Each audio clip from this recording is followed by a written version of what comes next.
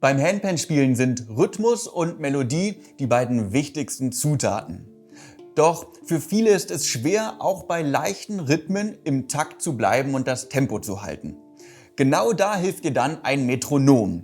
Wie und warum der Taktgeber dein Handpan-Spiel verbessert, erkläre ich dir jetzt.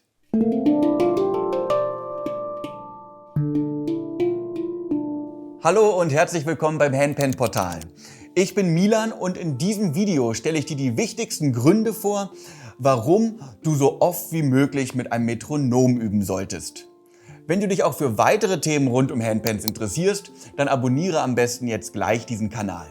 Kurz vorab: Ein Metronom ist ein Gerät oder eine App, mit der du einen Takt und eine Geschwindigkeit vorgeben kannst. Du stellst einfach die gewünschten Parameter ein und dann macht das Metronom im Takt und der eingestellten Geschwindigkeit ein kurzes Geräusch, meistens eine Art Klicken oder Piepen. Bei einem Viervierteltakt mit 80 Schlägen pro Minute würde das dann so aussehen.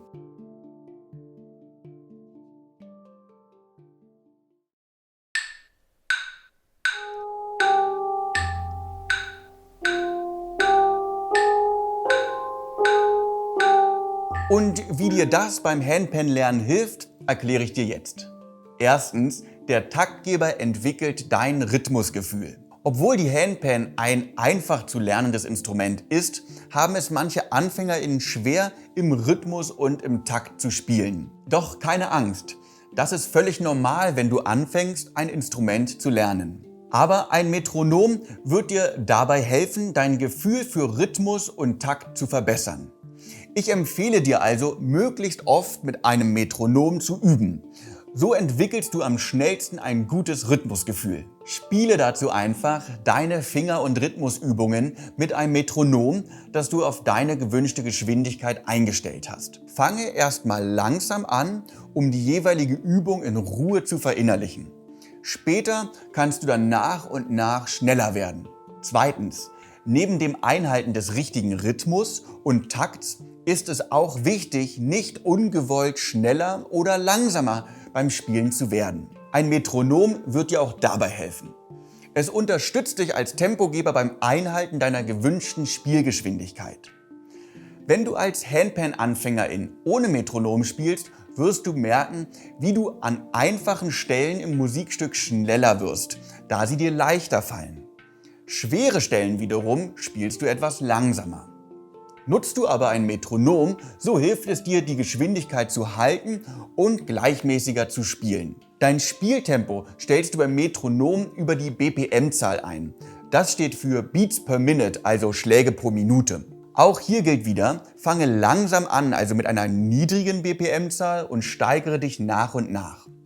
Du wirst sehen, wie das konzentrierte Üben mit dem Metronom hilft, dein Spieltempo zu steigern, ohne den Rhythmus und die Gleichmäßigkeit im Spiel zu verlieren. Drittens: Gemeinsames Spielen. Es macht einen großen Unterschied, ob du auf der Handpan improvisierst oder ob du mit anderen zusammenspielst. Alleine ist es sehr interessant, mit dem Tempo der Musik zu experimentieren. Doch wenn du lernen möchtest, mit anderen zusammenzuspielen, dann musst du im Takt bleiben und das Tempo halten. Und genau dabei hilft dir wieder das Üben mit einem Metronom. Ein weiterer Vorteil vom Üben mit dem Metronom ist die gesteigerte Konzentration. Mir hilft das monotone Klicken des Taktgebers, meinen Fokus auf die Übungen zu richten. Ich komme dann in eine Art Trance und kann mich länger mit schwierigen Finger- und Rhythmusübungen beschäftigen. Fünftens: Ein Metronom ist außerdem perfekt für das Komponieren deiner eigenen Musik. Für MusikerInnen gibt es kaum etwas Schöneres als ein Rhythmus, der Menschen mitreißt und begeistert.